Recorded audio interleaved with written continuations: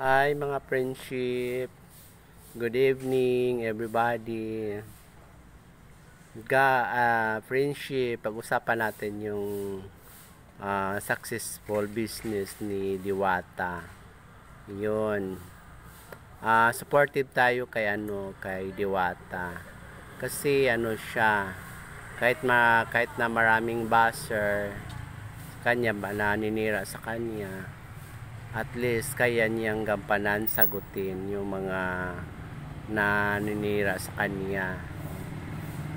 Alam ko naman na mabuting tao si Diwata, kasi meaning yung Diwata, mabuting tao yan, yung yung Diwata yan, hindi siya nakikita, hindi siya invisible, siya yung Diwata. She is a girl. Oo. Siguro dahil ginamit ni Diwata yung pangalan ng isang invisible name na Diwata na mayroong kapangyarihan, siguro tinulungan na siya ng mga Diwata na nagpoprotek sa mga taong mabubuti, na mabuting hangarin sa buhay. Kayang-kaya yan ni Diwata. Sana si Diwata hindi siya magbabago.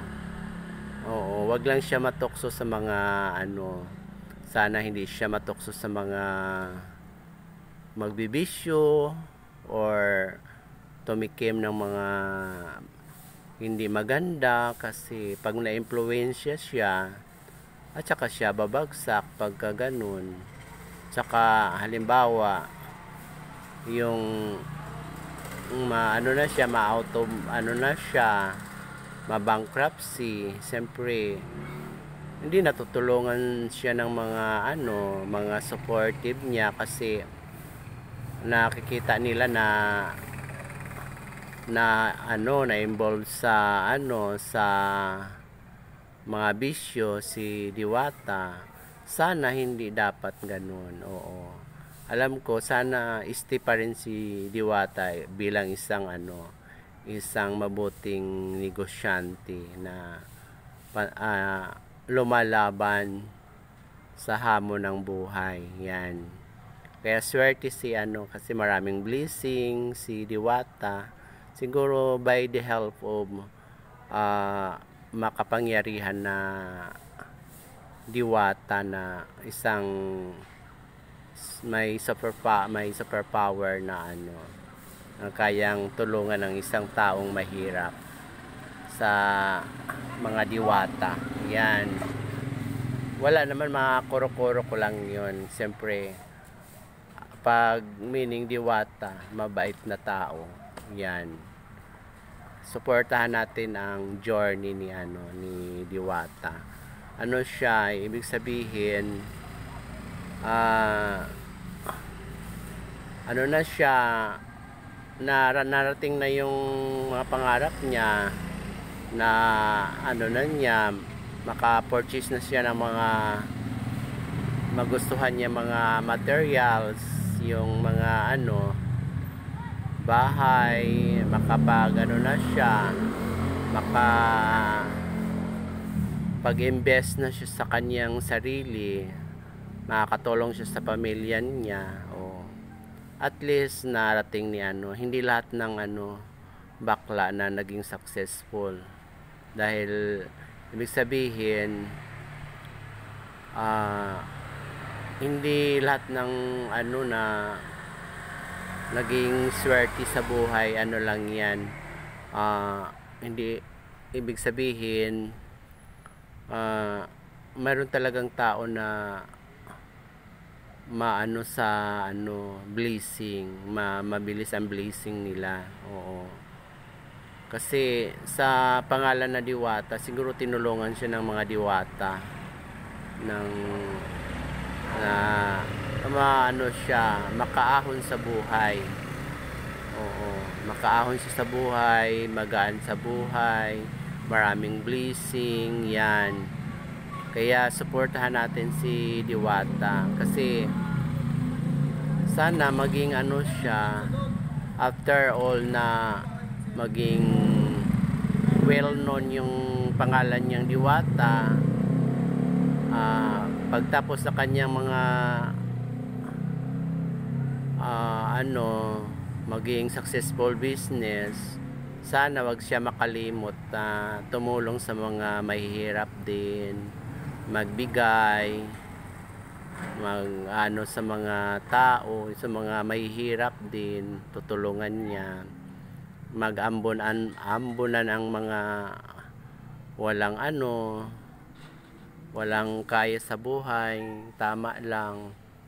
Ganun, sana ganun ang mangyayari kay Diwata. Oo. Sana hindi na sana siya magbabago. Oo, kailangan niyang mananatili siya sa ganyang ugali na mabuti. Pero kung magbabago siya, mag-iiba naman ang kanyang journey pagka nagbago siya. Kailangan isti talaga siya on the ground. Talagang hindi siya dapat siya matatag siya. Alam ko matatag si Diwata. Tsaka magaling siya sumagot. Kaya niyang supalpalin ang mga buzzer sa tama. Hindi niya sinasaktan yung mga taong nagaano sa kanya, na naninira sa kanya. Sinasagot ng maayos at saka pinapaliwanag ng maayos. Oo, magaling si Diwata na hindi niya kayang na supalpalin ng yung sa tama lang niya dinadaan ang in-explain niya yung mga salitang sinasagot niya yung mga paninira sa kanya. Yan. Pero hindi naman ako talaga ngayon ko nakita ko lang si Diwata sa sa Facebook, sa kanyang sa mga vlog yan na ka-viral. Oo. Hindi naman tayo hindi naman tayo sip-sip kaya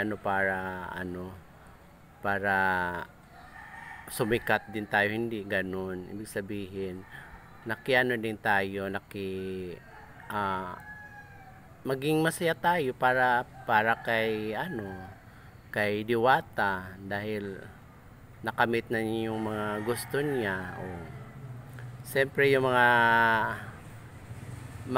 nagla-like sa kanya, nanonood sa kanyang marami talaga, kasi siya ang sikat ngayon sa sa Facebook.